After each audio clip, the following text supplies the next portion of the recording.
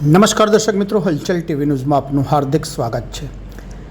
આંકલાવની હોસ્પિટલના તબીબની બેદરકારીથી ગર્ભવતીના થયેલ મોત પર પરિવારની તબીબ વિરુદ્ધ માનવવધનો ગુનો દાખલ કરવા માંગ। ગત સપ્તાહે બોરસદ તાલુકાના કસુંબાળની ગર્ભવતી મહિલાનું તબીબની બેદરકારીના કારણે મોત થવા પામ્યું હતું।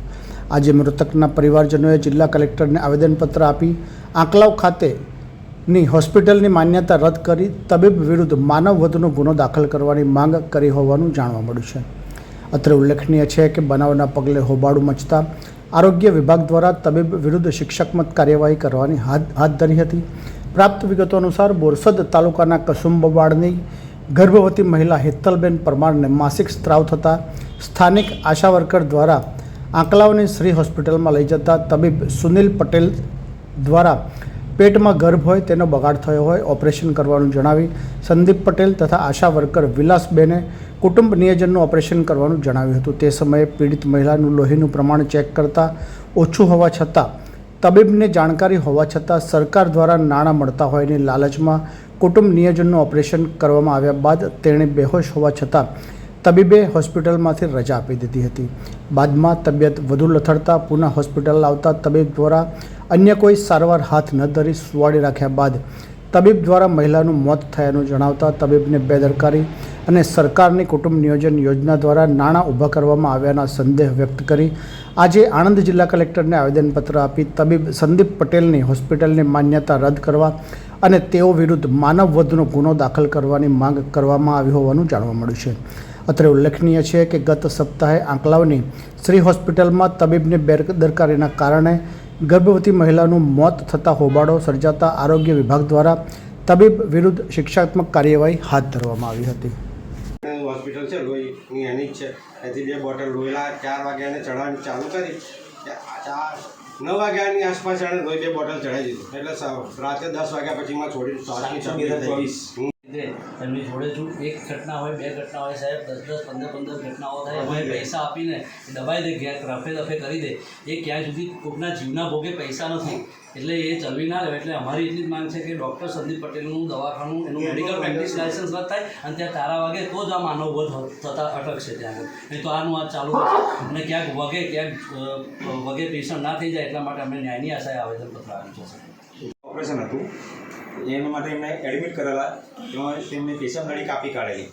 જ્યારે અમે રજૂઆત કરી તો અમે રજૂઆત સાંભળીને તમારાથી જે થાય એ કરો, અમે કાયદેસર એમના સામે પેલે કર્યું, મારા સામે પોલીસ કેસ થયેલો છે, અહીંયા બી રજૂઆત કરી, કેસ બી ચાલુ છે, એમણે મારી અમે માનહાનિનો દાવો પણ કરેલો છે દીવડાવવા માટે। એટલે આ ડૉક્ટર સામ દાન દંડ જે કંઈક થાય એ કરીને પેશન્ટોને દબાવે જ છે, એનાથી આ 9મો કિસ્સો બનેલો જ છે। એટલે એની હોસ્પિટલ બંધ જ થઈ જોઈએ અને એનું મેડિકલ જે સર્ટિફિકેટ છે એ કાયદેસર રદ થવું જોઈએ। ન્યાય અપાવો શ્રી હોસ્પિટલ સંદીપભાઈની હોસ્પિટલ સંદીપ પટેલની હોસ્પિટલ ન્યાય અપાવો મારું નામ પરમાર કિરણકુમાર મફતભાઈ, ગામ કસુંબર, તાલુકો બોરસદ, જિલ્લો આણંદ। મારી પત્ની હેતલબેન કિરણભાઈ પરમાર, જેનું આંકલાવ સંદીપ પટેલ હોસ્પિટલમાં ઓપરેશન કરવામાં આવ્યું હતું અને જે ડૉક્ટરની બેદરકારીના કારણે મારી પત્નીનું મૃત્યુ થયું અને મારી પત્નીને મારા 2 બાળકો, જેમાં એક દીકરી અને એક બાબો છે, એમની સહાય માટે મારા 2 બાળકોના માતૃત્વ બંનેના છીનવાઈ ગયા છે। એ માટે હું ન્યાયની માગણી કરું છું સર। ડૉક્ટર સંદીપ પટેલની માન્યતાઓ તથા જે એની લાયસન્સ અને એનું હોસ્પિટલ સીલ વાગે એવું મારી સરકાર દ્વારા અપેક્ષા છે। વિશાલ કુમાર રજનીકાંત પટેલ મારું નામ છે। હું આંકલાવનો રાજકીય આગેવાન છું અને નગરપાલિકામાં કાઉન્સિલર છું, કારોબારી ચેરમેન છું અને હું આંકલાવમાં સતત પબ્લિકની વચ્ચે લાઈવ રહું છું। મને ઘણા વર્ષોથી અનુભવ છે કે આંકલાવમાં ઘણી બધી ડૉક્ટર છે, ઘણી બધી હોસ્પિટલ છે, બોરસદમાં પણ છે, આણંદમાં પણ છે, પરંતુ આ એકના એક ડૉક્ટરને ત્યાંથી વારંવાર આવા કિસ્સા આવતા રહે છે કે ત્યાં કોઈ દીકરી મૃત્યુ પામે અને કોઈના ઘરનો દીપક ઓલવાય અને બાળકો અનાથ બને।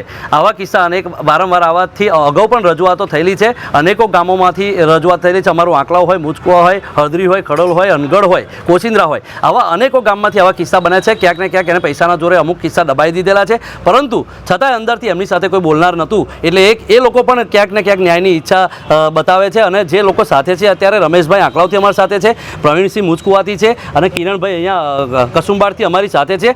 આ બધાને જ્યારે એમના ઘરમાં જ્યારે દીકરીનું મોત થયું ત્યારે એમને ન્યાયની એક આશા અપેક્ષા હતી અને એમણે સૌએ ભેગા થઈને અમે સૌએ ભેગા થઈને જ્યારે આજે આવેદનપત્ર કલેક્ટર સાહેબશ્રીને આપ્યું છે ત્યારે અમને ન્યાયની એક અપેક્ષા છે. ચોક્કસથી સરકાર આમાં ન્યાય તરફ પગલું ભરશે જ. અને એક પગલું તો ભરાયું છે કે એનું જે સર્જન તરીકેનું જે કુટુંબ નિયોજનના લાયસન્સ રદ થયું છે એના માટે પણ અમે સરકારનો આભાર વ્યક્ત કરે છે. અને અગાઉ પણ હવે આવનારા દિવસોમાં એનું મેડિકલ પ્રેક્ટિસ લાયસન્સ રદ થાય અને ઉચ્ચ સ્તરેથી તપાસ થાય અને આ કેસો બધા નીકળે અને એનું લાયસન્સ રદ થાય, એનું હોસ્પિટલ સીલ વાગે તેવી અમારી માગણી છે. અને આ સાથે આ જે સમાજના જે કેસ બન્યા છે એ દરેક સમાજના કેસ બન્યા છે અને આની સાથે કરણી સેના પણ આજે અમારી પાસે ઉપસ્થિત છે અને એ લોકો પણ આવનારા દિવસોમાં ક્યાંક ને ક્યાંક કાર્યવાહી જે કરવાની થશે એ ઉગ્ર સ્વરૂપે કરવા તૈયાર છે. પરંતુ હાલમાં સરકાર સમક્ષ અમારી રજૂઆત છે, સરકાર પર વિશ્વાસ છે, એટલા માટે અહીંયા આવેદનપત્ર આપવા માટે આવ્યા છે. ये है हलचल टीवी नेटवर्क और आप देख रहे हैं हलचल टीवी न्यूज. हर हलचल पर नजर, हर हलचल की खबर.